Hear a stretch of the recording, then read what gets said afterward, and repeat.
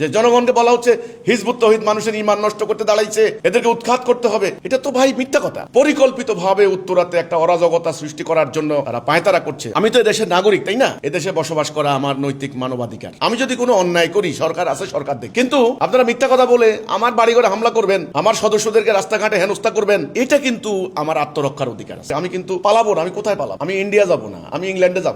আমার প্রিয় জন্মভূমি বাংলাদেশ। পালানোর জন্য 71 সালে এদের স্বাধীন হয়নি। আমরা দেখতে পাচ্ছি যে উত্তরাকে কেন্দ্র করে, উত্তরাকে টার্গেট করে একটা কওমি মাদ্রাসা কেন্দ্রিক একটা গ্রুপ, একটা গোষ্ঠী, এটা কিন্তু আদা জল খেয়ে নেমেছে, এটা উঠে পড়ে লেগেছে। এরা গত কয়েক দশকে নানান কায়দা বিভিন্ন মসজিদ তারা দখল করেছে। বিভিন্ন জায়গায় তারা মসজিদের ইমামতির দায়িত্ব পালন করে।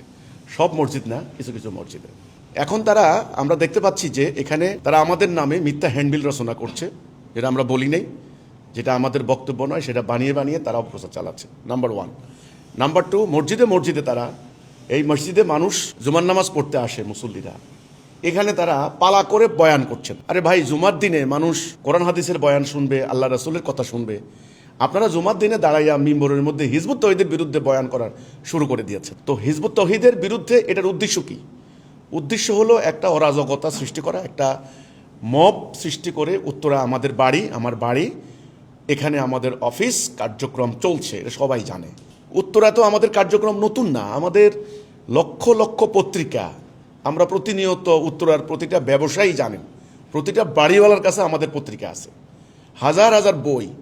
উত্তরায় আমাদের জামাত হয়, ঈদের জামাত। আমি এদেশের একজন আইন মান্যকারী নাগরিক। আমার বাক স্বাধীনতা, আমার মানবাধিকার বলে একটা কথা আছে, কথা বলার অধিকার, সংগঠন করার অধিকার। তো আপনারা মিথ্যা কথা বলে মসজিদের মতো জায়গায় ব্যবহার করবেন, এটা আমি মনে করি অন্যায় হচ্ছে।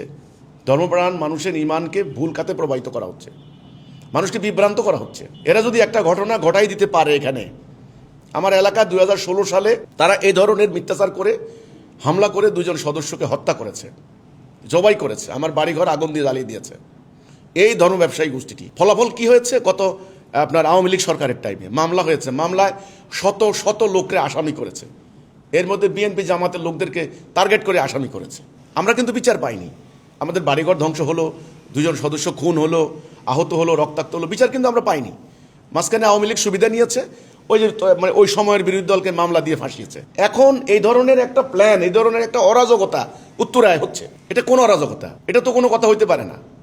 আমাদের দ্বারা এই যে আপনার উত্তরার মানুষ বলুক, এলাকার মানুষ বলুক, আমাদের দ্বারা কোনো অসামাজিক কার্যকলাপ, শান্তিভঙ্গের কোনো কাজ, আমরা কোনো রাষ্ট্রবিরোধী, সমাজ বিরোধী কোনো কাজ আছে আমাদের? নেই। আমাদের যে সমস্ত হিজবুত তৌহিদের সদস্যরা আছেন সেখানে তাদের কার্যকলাপ কি সবাই তো দেখে। তাহলে এই যে মিথ্যাচারগুলি, কাফের, মুরতাদ, এদেরকে প্রতিরোধ করতে হবে। আমার বাসার পিছনে 14 নম্বর সেক্টরে মাইক লাগিয়ে আমার বাসার দিকে মাইক করে উৎখাত করতে হবে। আরে ভাই, এটা স্বাধীন সার্বভৌম রাষ্ট্র, এটা ওরা করতে পারে না।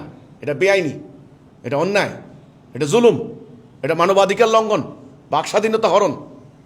এই অন্যায় আল্লাহ সহ্য করবেন না। 2020 সালে আমি এখানে সম্মেলনের ডাক দিয়েছিলাম, আমাদের সম্মেলন, আমাদের রজত জয়ন্তী।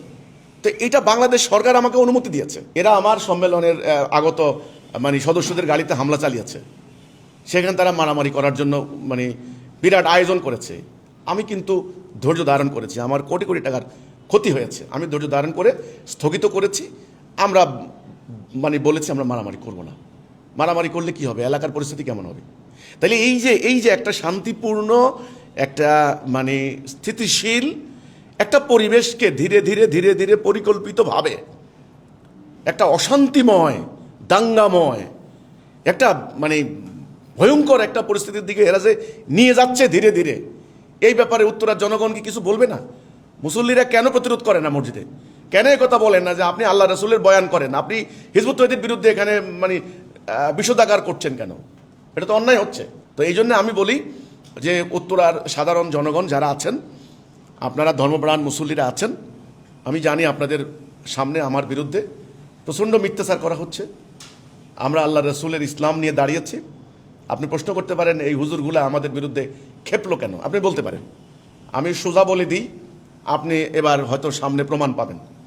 আমরা বলেছি ধর্মের নামে কোনো বিনিময় নেওয়া চলে না, দ্বীনের নামে কোনো ব্যবসা চলবে না। আল্লাহ রাব্বুল আলামিন দ্বীন পাঠিয়েছেন রাসূলের উপরে, রাসূল সংগ্রাম করে কষ্ট করে দিনটা কায়েম করেছেন। এটার বিনিময়ে কোনো স্বার্থ নেওয়া চলে না, টাকা কামাই করা চলে না। আপনি দিনের কাজ করবেন, দিনের বয়ান দিবেন নিঃস্বার্থভাবে, এটা সব নেবেন আপনি আল্লাহর কাছ থেকে। টাকা নিলে এটা নাজায়েজ হয়ে যাবে। আমরা এই কথাটা বলেছি যে দিনের বিনিময়ে নেওয়া জায়েজ নাই। এই কথাটা বললাম কেন? তাদের মাথায় আগুন ধরে গেছে। তারা এখন মিথ্যা, আমাদের ঈমান নষ্ট হয়ে গেছে, আমরা কাফের, আমরা নাস্তিক, আমাদের বইয়ে কোন কোন কথা। তো বইগুলি জনগণকে দিয়ে দেন না, জনগণ পড়ুক না, বই পড়ুক। আমি তো দেখলাম না আজ পর্যন্ত আমাদের কোনো বই পড়ে, সত্যিকার অর্থে বই পড়ে আমাদের বিরুদ্ধে কোনো লোক উত্তেজিত হয়েছে, এটা আমি দেখলাম না। তো বইটা পড়তে দেন। একটা 50 পৃষ্ঠার 100 পৃষ্ঠার বই আপনি 1 শব্দ 2 শব্দ দিয়ে মিথ্যাচার করবেন, এটা তো পূর্ণ বক্তব্য উঠে আসে না। এটা তো উদ্দেশ্যমূলকভাবে বিভ্রান্ত করা হচ্ছে, যে জনগণকে বলা হচ্ছে হিজবুত তৌহিদ মানুষের ঈমান নষ্ট করতে দাঁড়াইছে, এদেরকে উৎখাত করতে হবে। এটা তো ভাই মিথ্যা কথা। এই অরাজকতা বন্ধ হোক। আমি উত্তরার সাধারণ মুসল্লি, ধর্মপ্রাণ যারা আছেন, আমি আপনাদেরকে অনুরোধ করব, বিনীত আবেদন করব, পরিকল্পিতভাবে উত্তরাতে একটা অরাজকতা সৃষ্টি করার জন্য তারা পায়তারা করছে। আমি এখানে শেষ করে দিচ্ছি, আমি তো এদেশের নাগরিক, তাই না? এদেশে বসবাস করা আমার নৈতিক মানবাধিকার, সাংবিধানিক অধিকার।